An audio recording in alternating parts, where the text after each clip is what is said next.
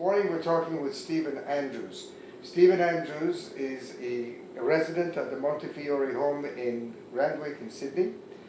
And Stephen was a cook in the employ of Raoul Wallenberg, a boss for whom he prepared food for 3 months, but a man who was never to return to eat any of the food that Stephen prepared. Stephen, can you tell us how you got this job, where you were working, and how you ended up in Wallenberg's employ?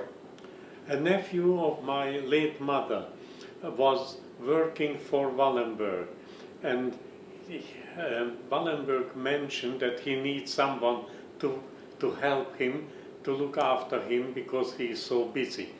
This George was kind enough to find me, or clever enough to find me. He said, here is a man, exactly what you want. He can speak reasonably good German, he's a good cook, he's a young fellow, and he will do exactly what you need.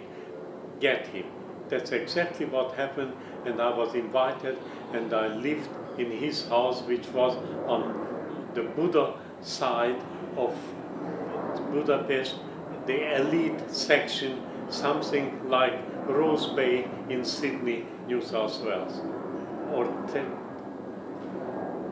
I understand, Stephen, that on the day that you arrived at the Wallenberg house in Budapest, you arrived in the morning. He had gone out, nobody knew where he had gone, but you got busy preparing his lunch. What happened then?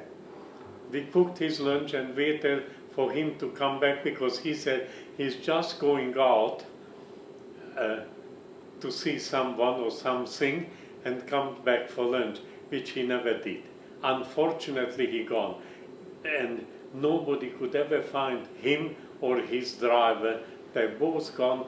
The Russians are still claiming that it was a mistake of taking him, because his other relatives were very antisocial, and because of that the Russians didn't like it. So they claim that the Russians really have taken him and disposed of him. Some people claim years later that he was in Siberia and in some camps, and some people came back and claim that they have seen him, but nobody ever proved that he was still alive after the day he left us. You missed meeting him by 1 hour, I understand. Unfortunately, yes. His gardener and I kept the house clean, and kept the fire going, and kept the cook going. There was a very interesting small incident there, that one day we have discovered that the bottom section of the house had a wall that could be dug into, which we did, and we put on 1 dozen of his favorite wine into the wall and covered it up, never to be seen with anyone again. Whether it's still there or not, I don't know. All I know that we kept it for him because he loved the red wine, that particular one. Stephen, do you remember what the atmosphere was like in the Wallenberg home that afternoon when he didn't come back? It was only the two of us. It was only the gardener, housekeeper, and me. There was no one else there. No male or female, nor friends, no visitors. So what did you do? We prepared, took it as granted that he be back, hopefully for lunch, failing that for dinner. And that's all we did.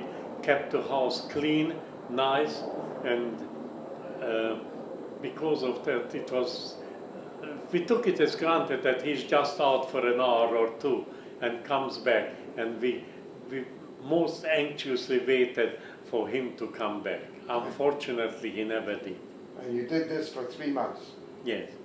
Every day? It was a long time, but it was very, very important for us to do it, to keep the place spotlessly clean, because in our eye he was good high level. Because you knew people whom he had saved. I known a lot of people who worked for him. I knew a lot of people he has saved. And that was the most wonderful thing ever, because he was a most generous person. Unfortunately, the Russians claim that the other part of his family was anti-Russian. And because of that, they didn't like him and they didn't give him any help whatsoever. In fact, they claim that that is one of the reasons that they have taken him and disposed of him.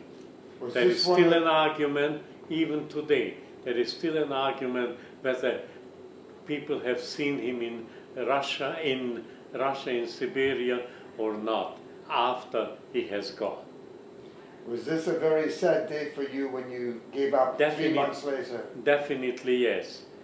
Definitely yes, because that is what we thought, the gardener and I, we thought that he and his driver will come back.